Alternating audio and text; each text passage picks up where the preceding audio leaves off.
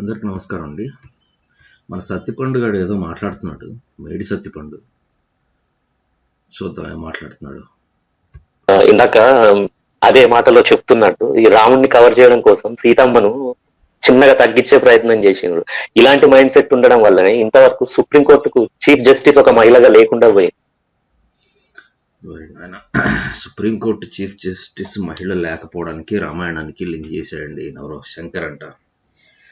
మరి యుఎస్లో, చైనాలో ఇంతవరకు ఎవరైనా మహిళలు ప్రెసిడెంట్ అయ్యారు అసలు? ఇండియాకి మహిళలు ప్రైమ్ మినిస్టర్ అయిన దాఖలాలు ఉన్నాయి.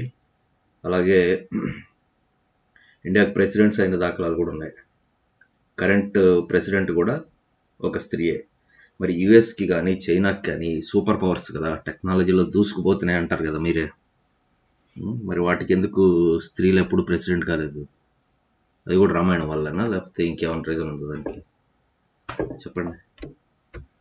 త్వరలో నాగరత్నం అని ఎవరో చీఫ్ జస్టిస్ గా రాబోతున్నారట, మొట్టమొదటిసారి మహిళ. ఈ మైండ్ సెట్ అట్లా కొలాప్స్ అయి ఉండిపోతుంది. ఈ క్యాండిడేట్ అండి, ఆయన ఫుల్ పేరు నేను చెప్పదలుచుకోలేదు, డజంట్ మ్యాటర్. అతను ఇంతకు ముందు పచ్చి పచ్చి బూతులు మాట్లాడేవాడు, ఛానల్లోకి వచ్చినాడు, బాగా గట్టి పెట్టి పంపించాను, ప్లస్ అతని ఛానల్ లేపేశారు. ఆ తర్వాత మరి ఒళ్ళు దగ్గర పెట్టుకున్నాడో లేదా పక్కన ఫ్రెండ్ తో మాట్లాడు. యాక్చువల్లీ అతని ఫ్రెండ్ తో మాట్లాడడం మర్చిపోయాను, వెళ్ళిపోయాడు కాబట్టి. లేకపోతే ఆ ఫ్రెండ్ని తీసి, బాబు నువ్వు పక్కనే ఉన్నావు, ఇతను వాళ్ళ ఆవిడని అలా చేస్తుంటే నువ్వేం చేస్తావు అని అడుగుదాం అనుకున్నాను. ఇలాంటి నీచప్ మనస్తత్వం ఉన్నోళ్ళు అండి, ఆయన లేకుండా అంటున్నాను మళ్ళీ హర్ట్ అవుతాడేమో తర్వాత. ఇలాంటి నీచప్ మనస్తత్వం ఉన్న క్యాండిడేట్లు, స్త్రీలు అంటే వాళ్ళకి నిజంగానే అస్సలు విలువ ఉండదండి. వాళ్ళ సొంత తల్లి ఆ పరిస్థితిలో ఉన్నా సరే వదిలేయాల్సిందే అంటారు. అంతటి నీచప్ మైండ్ సెట్ అన్నమాట. ఎందుకంటే తండ్రి రాముడు అని ఒప్పుకున్నప్పుడు, ఎందుకంటే లవకుశులు కూడా ఒప్పేసుకున్నారు కదా చివరికి, మా రాముడు కాబట్టి చేస్తే పర్లేదని. సో వీళ్ళు అదే టైప్ అనమాట. సో ఎంతటి పని చేయడానికైనా, ఎలాంటి ఇది చేయడానికైనా సిద్ధం. చివరికి సీతాదేవి అందులో ఆత్మహత్య చేసుకుంటుంది. అందులో చూసారండి ఏమంటున్నాడు, సీతాదేవి ఆత్మహత్య చేసుకుందంట. ఎలా ఆత్మహత్య అవుతుంది రే చెప్పు నువ్వు. చెప్తలేండి ఆ స్టోరీ అంతా చదివితే చివరికి ఆత్మహత్య చేసుకుంటుంది. నేను ఇంక రాను, ఇన్ని మాటలు అన్న తర్వాత నేను రానని చెప్పి నా ఏమిటి భూమాత ఒడిలోకి, నా తల్లి ఒడిలోకి వెళ్ళిపోతున్నా అంటే పాతేశారని అర్థం, చచ్చిపోయింది పాతేశారని అర్థం.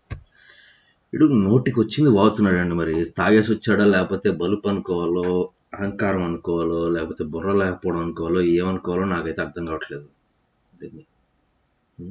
ఇప్పుడు రామాయణం ప్రకారం నువ్వు నాస్తికుడివే, ఓకే. రామాయణాన్ని జస్ట్ ఒక స్టోరీలా చదువుతున్నావు నువ్వు. ఆ స్టోరీలో సీతాదేవి ఎలా పుట్టింది ఒకసారి గుర్తు తెచ్చుకో. సీతాదేవి హ్యూమన్ ఊమ్లో నుంచి పుట్టిందా? అయోనిజ అని సీతాదేవికి పేరు, అవునా? అంటే ఏంటి? ఆమె భూమిలో నుంచి జన్మించింది. ఆమెకి భూమిజ అనే పేరు కూడా ఉంది. భూమిలో నుంచి జన్మించింది, భూదేవిని ప్రార్థిస్తే భూదేవి చీల్చుకొని వచ్చింది, ఆమె భూమిలోకి వెళ్ళిపోతుంది, అంటే తల్లి ఒడిలోకి వెళ్ళిపోతుంది. ఇది ఏ విధంగా ఆత్మహత్య అవుతుంది? నార్మల్ బర్త్ ఉంటే నువ్వు అన్నట్టు ఆత్మహత్య అనుకోవచ్చు. అసలు ప్రపంచంలో ఎవరైనా భూమిని చీల్చుకొని లోపలికి వెళ్ళి ఆత్మహత్య చేసుకుంటారటరా? ఎరా సత్యమేడి పండు, మామూలుగా అయితే నేను బూతులు తిట్టాలి, ఇందుకే కదా నేను జనాలు బూతులు తిట్టేది. దరిద్రుడా. సో దాని వాళ్ళ చాలా స్టైల్ గా అవతారం చాలించారు అని చెప్పి మాట్లాడుకుంటారు. But technically it is suicide అనుకోండి, లేకపోతే ఏదైనా అనుకోండి. సూసైడ్ అనుకోవాలి, లేకపోతే ఏదైనా అనుకోవాలంట. ఏదైనా అనుకునేది ఏంటంటే దరిద్రపు యాదవ. అవును, ఆస్తికులు అలాగే అనుకుంటారు.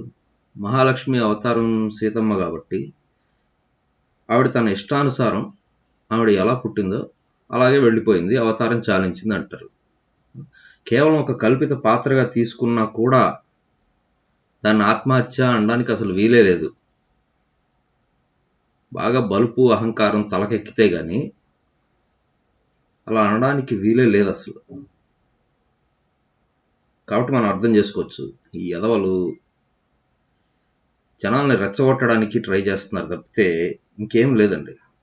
మళ్ళీ నేను రామాయణం చదివాను వీళ్ళు ఎవరు చదవలేదని చెప్పి బుకాయిస్తుంటాడు ఈ ఎదవ. ఎరా సమాధానం చెప్పు దీనికి.